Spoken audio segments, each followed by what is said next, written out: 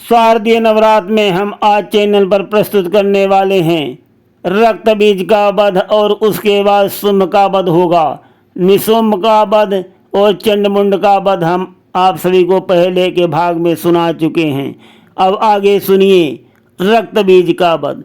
जब चंड और मुंड दोनों दैत्यों का वध हो गया और उसके बाद बहुत बड़ी सेना का भी संहार हो गया, तब दैत्यों के महाप्रतापी राजा शुंभ को मन में बहुत क्रोध हुआ और उसने दैत्यों की संपूर्ण सेना को युद्ध के लिए कूच करने का आदेश दे दिया।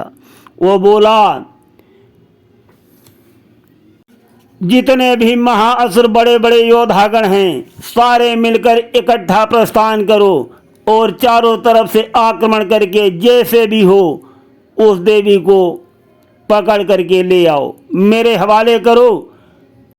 असुर राज शुंभ की आज्ञा पाते ही जितनी असुर जात के बड़े बड़े योद्धागण निश्चर जात के थे, सभी ने देवी के ऊपर आक्रमण करने के लिए एक साथ प्रस्थान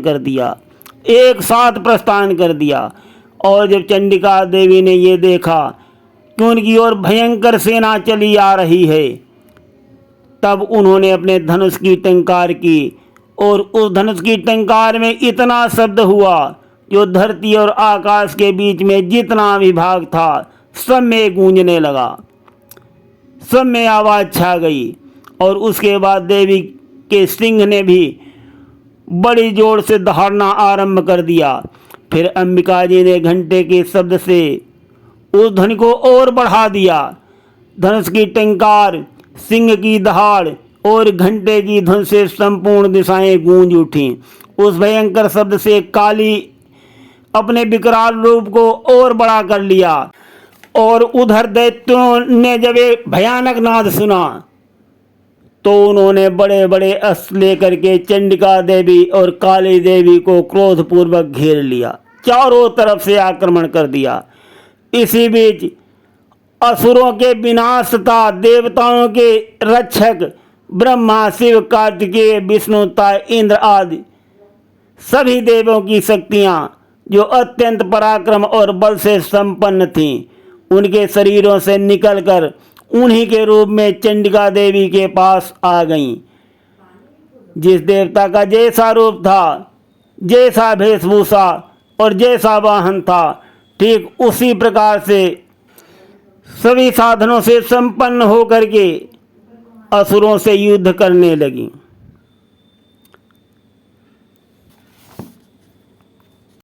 उसके बाद महादेव जी ने इन सभी शक्तियों से कहा कि चंडिका, मेरी प्रसन्नता के लिए तुम शीघ्र ही इन सारे असुरों का संहार करो।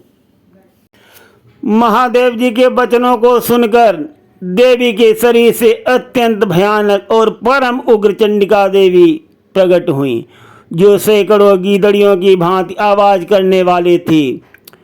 उस अपराजिता देवी धूमिल जटा वाले महादेव जी से कहने लगी, भगवान, आप शुंभ और निशुंभ के पास दूत बन करके जाइए और उन अत्यंत गर्भीले दानव शुंभ और निशुंभ दोनों से कहिए, साथ ही उनके अतिरिक्त भी जो दानव युद्ध के लिए यहाँ पर उपस्थित हैं, उनको भी ये संदेश दे दीजिए। दैत्यों, यदि अगर तुम जीवित रहना चाहते हो तो पाताल लोक को लौट जाओ और इंद्र को त्रिलोकी का राज्य वापस मिल जाए और देवतागण जो हैं वो यज्ञ के भागों का उपभोग करें। यदि बल्कि घमंड में आकर तुम युद्ध की अभिलाषा रखते हो तो युद्ध करने के लिए तैयार हो जाओ। तुम्हारे कच्चे मांस से हमारी जो योगिनियां हैं वो खा करके तृप्त हो जाएंगी। यहाँ पर देवी जी ने भगवान शिव को दूत के कार्य में नियुक्त किया था, इसलिए शिवदूती के नाम से संसार में विख्यात हुई। भगवान शिव जब देवी के दूत बन करके गए और उन्होंने देवी जी का संदेश असुरों को सुनाया, असुर देवी जी का ऐसा संदेश सुनकर बहुत क्रोधित हो उठे। वो तो पहले से ही बहुत गुस्से में थे और उन्होंने देवी जी को चारों ओर घेर कर आक्रमण कर दिया। वो बड़े बड़े अस्त्र, बाण, शक्तियां, रिष्टि आदि देवी जी के ऊपर बरसाने लगे। तब देवी जी ने भी खेल खेल में ही धनुष की टंकार की और उनके द्वारा छोड़े हुए बड़े बड़े बाण, दैत्यों द्वारा चलाए हुए बड़े बड़े शूल, शक्ति और फरसों को काट डाला। फिर काली उनके आगे होकर शत्रुओं को शूल के प्रहार से विदीर्ण करने लगी और खड़गवाट से उनका कचूमन निकालती हुई रणभूमि में विचरने लगी। ब्रह्माणी भी जिस जिस ओर दौड़ती उसी उसी ओर अपने कमंडल का जल छिड़क कर शत्रुओं का पराक्रम नष्ट कर देती थी। महेश्वरी त्रिशूल से, काव्यसड़वी चक्र से और अत्यंत क्रोध में भरी हुई कुमार कार्तिकेय की शक्ति से दैत्यों का संहार करना आरंभ कर दिया। इंद्र शक्ति ने वज्र के प्रहार से हजारों दैत्यों को विदीर्ण कर दिया। इस प्रकार से सभी मात्र शक्तियां जो हैं वो दैत्यों का नाश करने लगी और बड़े बड़े निशाचरों का वध कर डाला। कितने ही असुर शिवदूती के प्रचंड अट्टहास से अत्यंत भयभीत होकर पृथ्वी पर गिर गए और गिरते गिरते शिवदूती ने उस समय अपना उनको ग्रास बना लिया। इस प्रकार से क्रोध से भरे हुए मातगणों को नाना प्रकार से उपायों से बड़े बड़े असुरों का मर्दन करते देख दैत्य सैनिक भाग खड़े हुए। मातृगणों से पीड़ित दैत्यों को युद्ध से भागते देखकर रक्तबीज नामक महादैत्य क्रोध में भरकर युद्ध करने के लिए आ गया। उसके शरीर पर जब रक्त की बूंद पृथ्वी पर गिरती थी तब उसी के समान शक्तिशाली एक दूसरा महादैत्य पृथ्वी पर पैदा हो जाता था। महाअसुर रक्तबीज हाथ में गदा लेकर इंद्र शक्ति के साथ युद्ध करने लगा। तब इंद्र ने अपने वज्र से रक्तबीज को मारा। वज्र से घायल होने पर उसके शरीर से बहुत सा रक्त चूने लगा। तब उसके उसी के समान रूप और पराक्रम वाले योद्धा उत्पन्न होने लगे। उसके शरीर से रक्त की जितनी बूंदें गिरी थी उतने ही पुरुष उत्पन्न हो गए। वे सब रक्तबीज के समान ही बलवान थे और पराक्रमी थे। वे रक्त से उत्पन्न होने वाले पुरुष भी अत्यंत भयंकर अस्त्रों का प्रहार करते हुए वहां मातगणों के साथ घोर युद्ध करने लगे।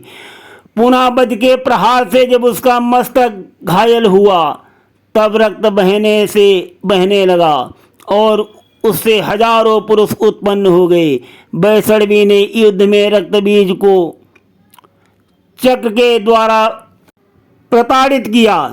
वैष्णवी के चक्र से घायल होने पर उसके शरीर से बहुत सा रक्त निकलने लगा।